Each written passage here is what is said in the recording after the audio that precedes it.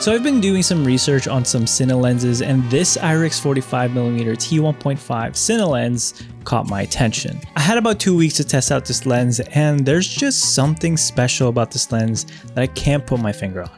The morning was wasted, the afternoon was just passing by. But now here comes the evening, and it looks like we're sharing this room, you and I.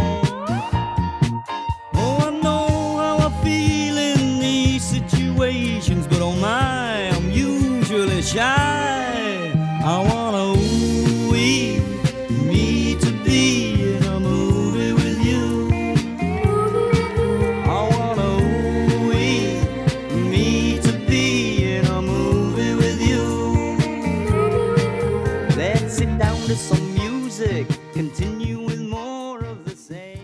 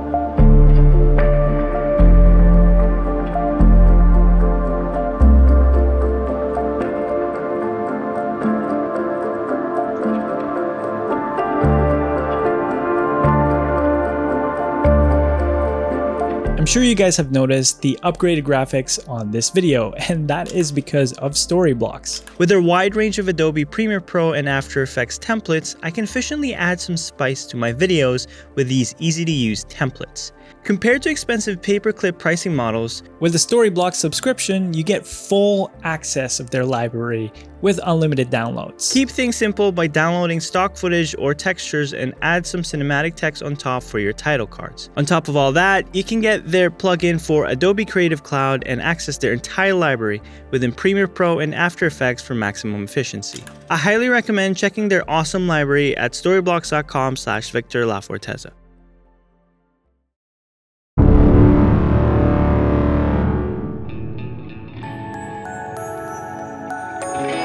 I was high as the moon, falling down to you. I was a sea of stars, shining bright for you. I was on my way back to you, but I was only falling backwards now. On my way back to you.